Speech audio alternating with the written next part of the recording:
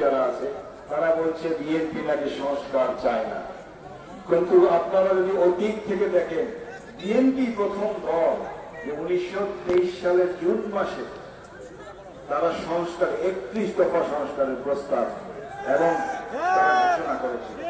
কিন্তু দুর্ভাগ্য আজকে বিএনপির বিরুদ্ধে অপপ্রচার হচ্ছে, বিএনপি নাকি সংস্কার চায় না।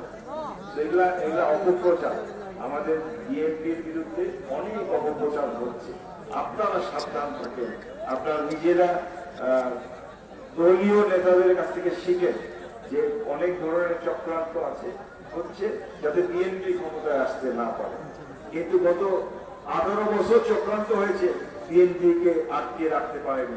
আজকে ছোট বিএনপি থেকে বিএনপি সারা দেশে বড় হয়েছে, ইনশাল্লাহ সামনেও আটকাতে পারবে না। এখন বৃষ্টি আসে,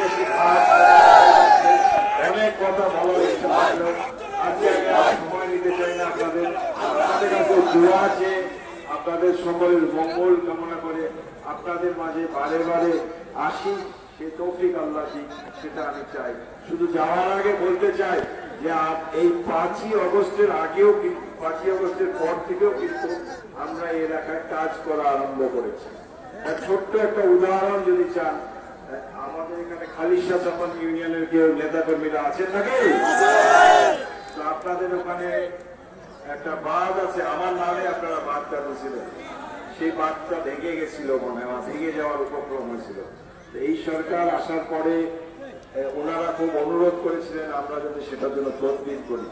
আমি তদবির করে ভাগ্যক্রমে সেই বাঁধের জন্য কিন্তু আমরা 7 কোটি টাকা বরাদ্দ করিয়েছি এবং সেই বাঁধের কাজ আরম্ভ হয়ে গেছে।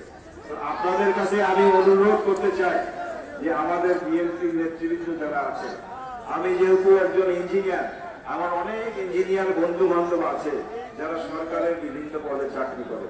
তো সরকার থাকুক, সরকার না থাকুক, আপনাদের এলাকার ছোটখাটো যে কাজগুলো আছে আমাদের বিএনপি নেতৃবৃন্দের মাধ্যমে আপনারা দেন, সেটা পুল হোক, কালভার্ট হোক, স্কুল হোক, যতটুকু সম্ভব আমরা অচিরেই সেগুলোর কাজ আরম্ভ করব।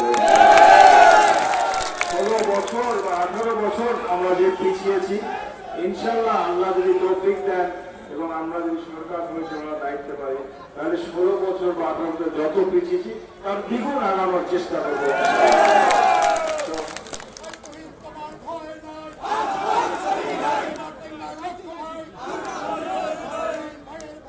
এই বলে আপনাদের সকলের দোয়া কামনা করি। আমার নেতৃবৃন্দ যারা এটা আয়োজন করেছেন, আপনাকে অসংখ্য অসংখ্য ধন্যবাদ জানাই। এটা অনেক পরিশ্রম, আমি বুঝি।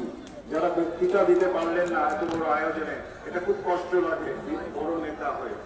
আমি দুঃখিত আপনাদের কাছ থেকে। কালকে তোমারও আমাকে মাপ চাইতে হয়েছে ওনাদের কাছে, আপনাদের কাছেও ক্ষমা চেন। ইনশাল্লাহ আপনাদের ইউনিয়নে যে আমরা মিটিং করবো সবাই, তখন আমরা গলা ফাটায় বক্তৃতা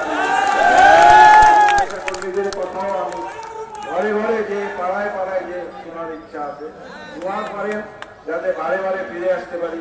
আল্লাহ যাতে আমাকে তৌফিক দেয় এলাকার খেদমত করার। আল্লাহ হাফেজ। বাংলাদেশ জিন্দাবাদ। বাংলাদেশ